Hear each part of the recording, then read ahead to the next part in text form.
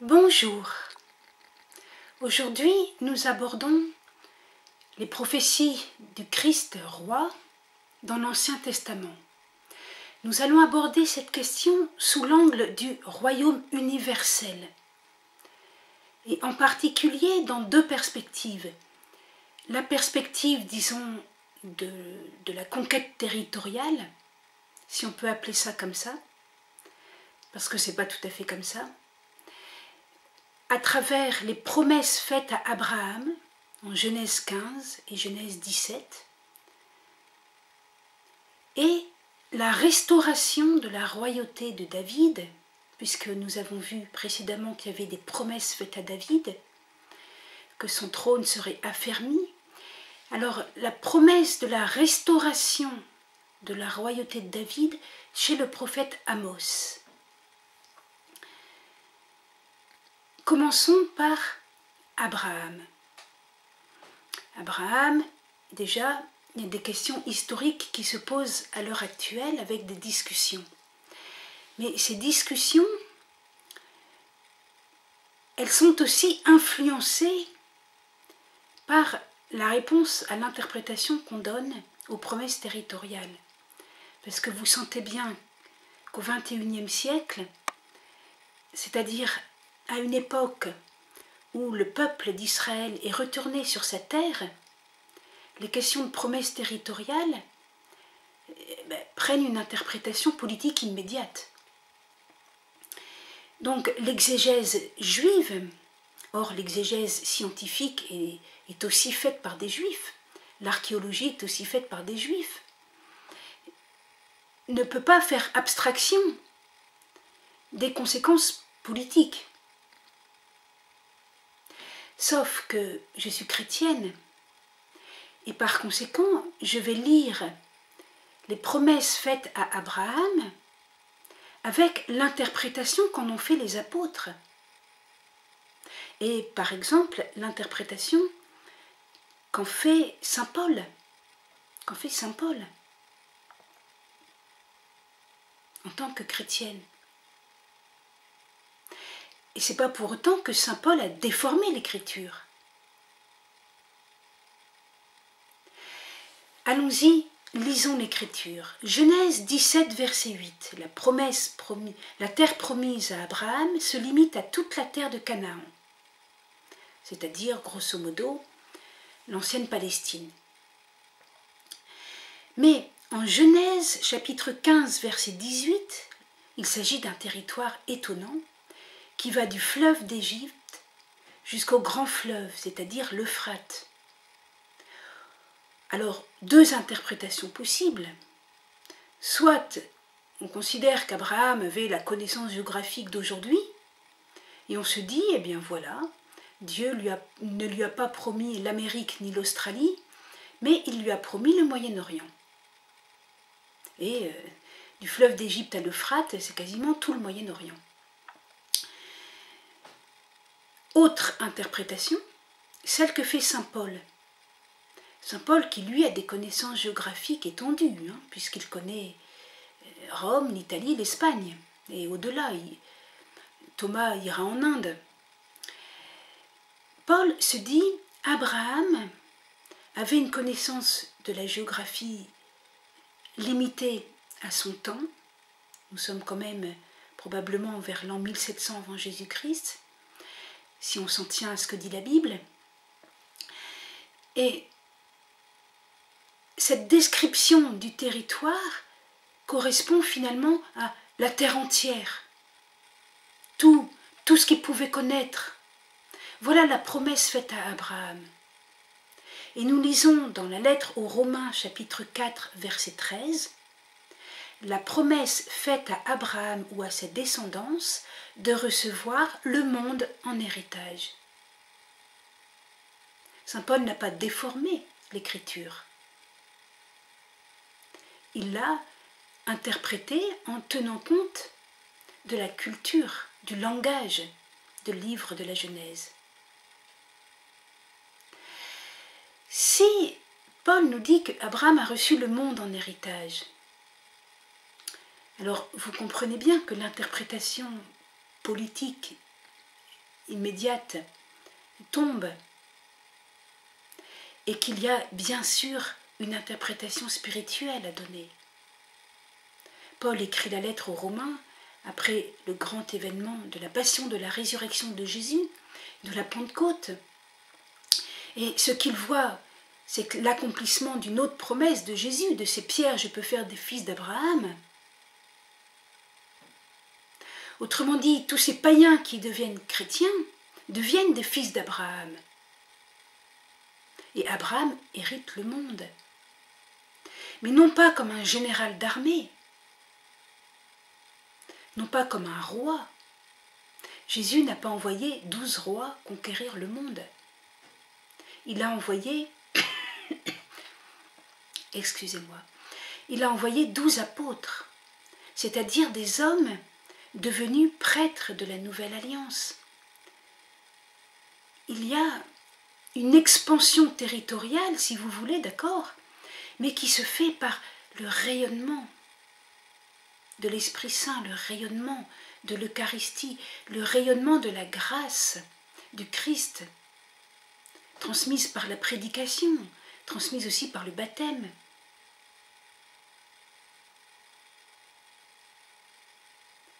Voilà.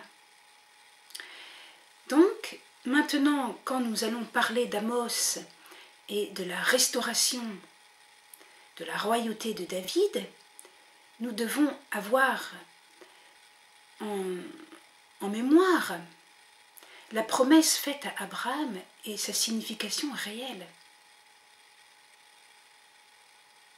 J'ouvre une petite parenthèse avant de fermer le chapitre sur Abraham. Tant qu'on n'a pas l'interprétation chrétienne, on est gêné par les interprétations politiques, et une des solutions, celle de Finkelstein et Silberman, eh bien, c'est d'essayer de réduire considérablement l'existence historique d'Abraham, jusqu'à des arguments assez de mauvaise foi. Par exemple, on va penser que les chameaux ou les Philistins, ce sont des anachronismes pour un Abraham qui aurait été historique. Or, nous savons bien, par l'archéologie, qu'il y a des traces de l'utilisation du chameau, aussi bien en Égypte 2000 ans avant Jésus-Christ, même 3000 ans avant Jésus-Christ, et en Mésopotamie 2300 ans ou 1800 ans avant Jésus-Christ. Des traces importantes, des ossements de chameau, des fils en poil de chameau, des sculptures de chameau, des textes parlant de chameau. Donc on ne peut pas être de mauvaise foi en disant Abraham, c'est un récit raconté pour rassembler le peuple autour d'une foi commune, mais Monsieur Abraham n'a pas vraiment existé. Mais si, Amos n'a pas inventé Abraham, il l'avait dans sa mémoire. Et il l'avait dans sa mémoire, écrit ou oral finalement c'est secondaire, et cette mémoire la nourrit. Cette mémoire, c'est la mémoire d'un Dieu qui se révèle et d'un Dieu qui promet.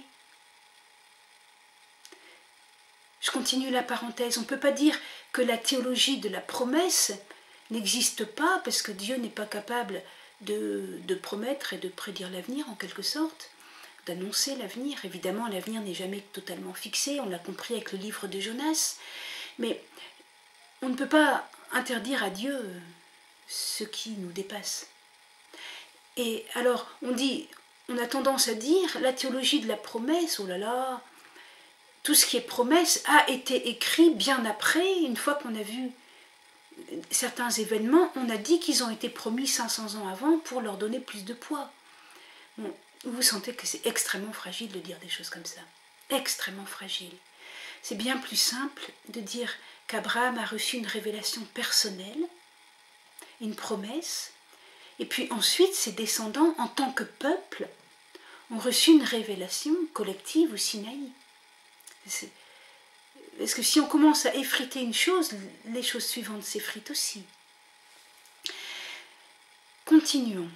Amos. Alors Amos, c'est donc avant le premier Isaïe.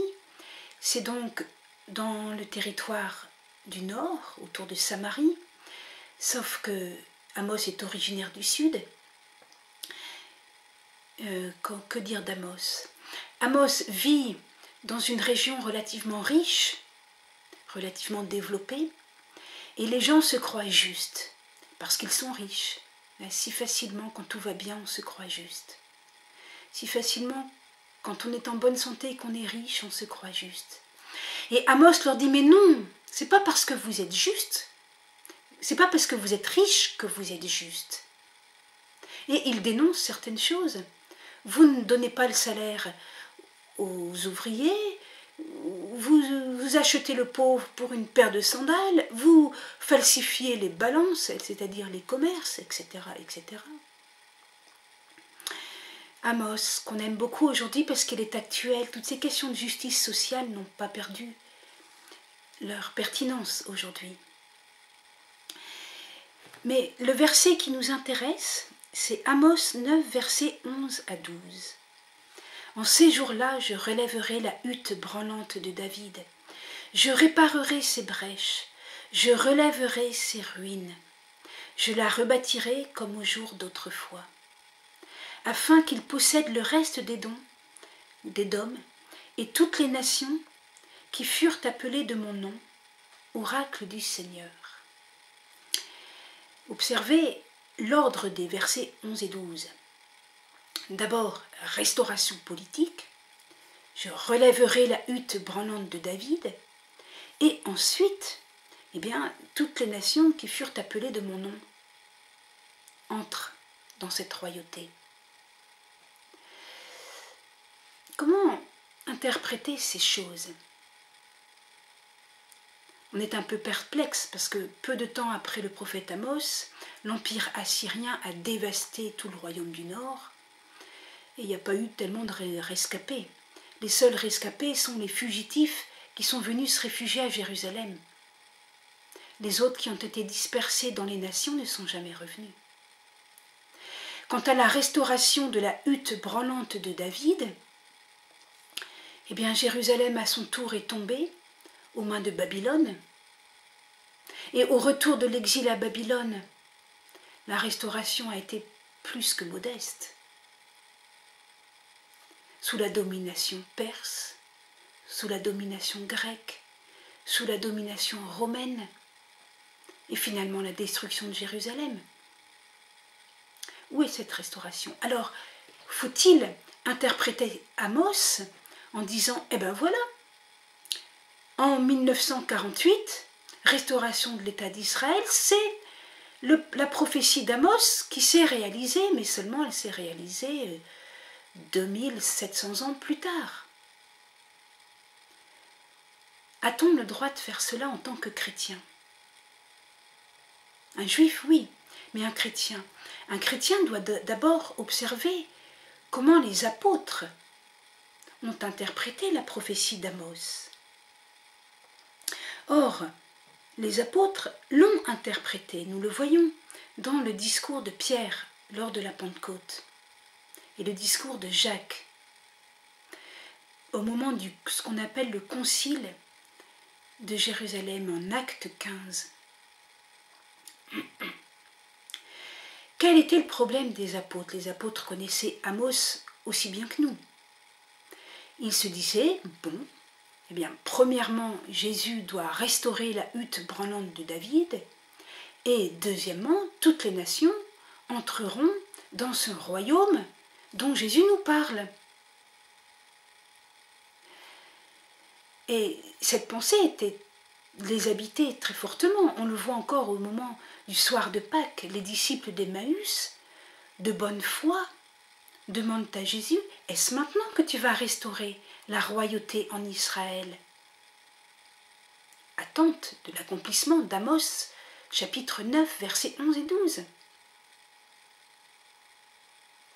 Lisons Acte 15, versets 16 à 19. Après cela, je reviendrai et je relèverai la tente de David qui était tombée. Je relèverai ses ruines et je la redresserai. Autrement dit, l'apôtre Jacques est en train de nous citer Amos. Afin que le reste des hommes cherche le Seigneur, ainsi que toutes les nations qui ont été consacrées à mon nom, dit le Seigneur. Amos 9, verset 12. Autrement dit, Jacques cite le verset 11, restauration de la hutte brûlante de David, et le verset 12, l'histoire des nations. Donc c'est accompli. Qui fait, alors dit le Seigneur, qui fait connaître ces choses depuis des siècles. Oui, bien sûr, parce que Amos, c'est il y a longtemps, hein, c'est le 8e siècle avant Jésus-Christ. C'est pourquoi je juge, moi, Jacques, qu'il ne faut pas tracasser ceux des païens qui se convertissent à Dieu. Qu'est-ce que ça signifie? Ben, ça signifie que pour Jacques, les choses sont dans le bon ordre. Amos est tranquillement accompli. Jésus est en personne la restauration de la hutte brûlante de David. Il est le nouveau David. Avant sa passion, le dimanche des rameaux, la foule l'acclamait fils de David. Sur la croix, il était affiché roi des Juifs. La résurrection le confirme comme roi. Il est roi. Il est roi et il règne. Il règne, j'allais dire, par l'eau et le sang, par le baptême et l'Eucharistie.